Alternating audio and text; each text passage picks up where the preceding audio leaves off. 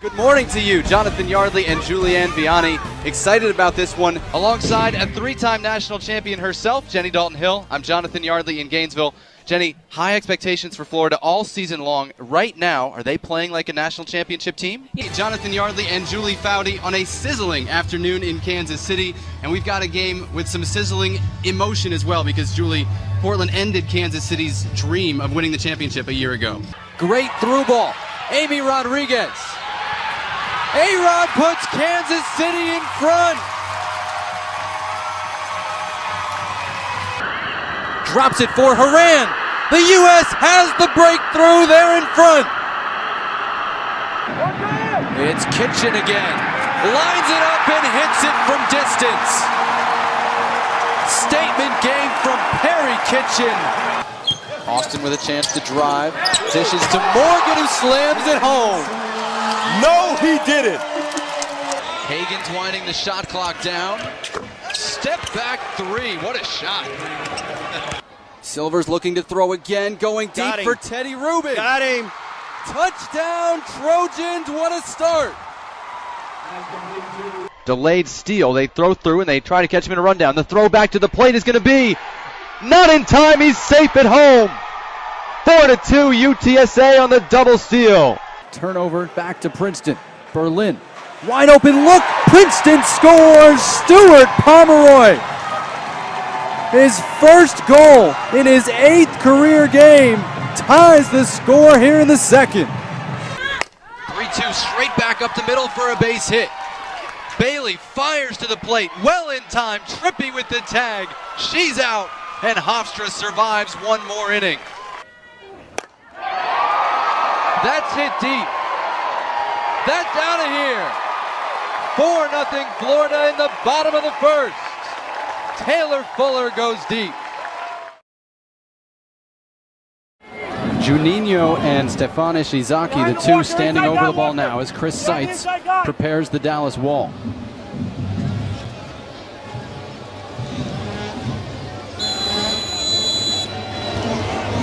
Ishizaki low, and Chris Seitz has no problem handling it to his left.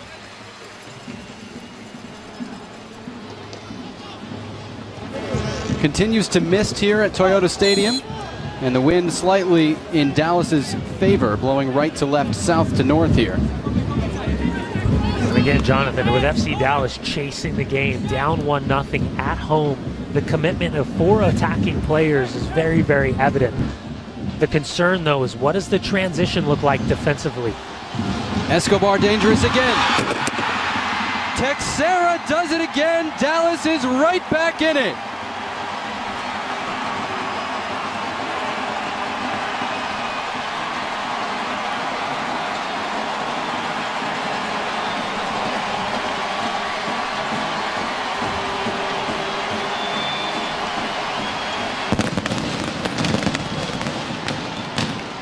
Oscar Perea committing numbers going forward, and in the final third you see the line and he's in an onside position. Perfectly weighted ball, and Texera splits the defense, keeps his head down, doesn't even look, goes power over placement, tries to get the shot off as quickly as possible. That beats Pinedo, and FC Dallas level, 52nd minute. Escobar set it up. We challenged him to get more involved in the game, and he came through, not trying to dribble 4 guys, but making the pass. And David Texera, his first goal of the year that's not been against Seattle, and ironically it helps Seattle in that Supporters Shield race.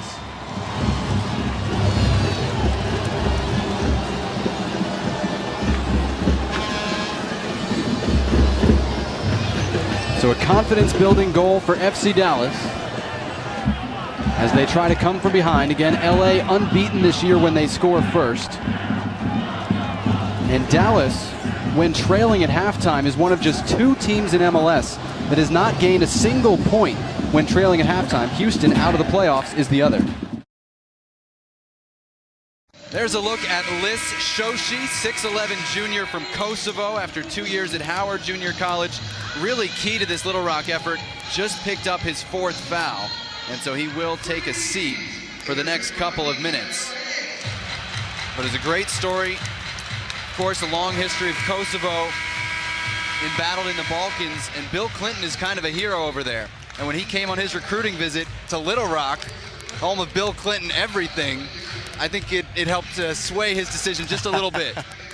Well, unbeknownst to Chris Beard, I mean, he didn't realize this at the time, but when Shoshi came on his visit and mentioned, you know, not only his own personal, but his country's admiration for Bill Clinton, Chris Beard told his staff, hey, we've got to remind him why he's on this visit as much as possible. Bill Clinton, this is his hometown, Little Rock, Arkansas. And so they had lunch, Bill Clinton Bill Drive. Clinton Avenue, yeah.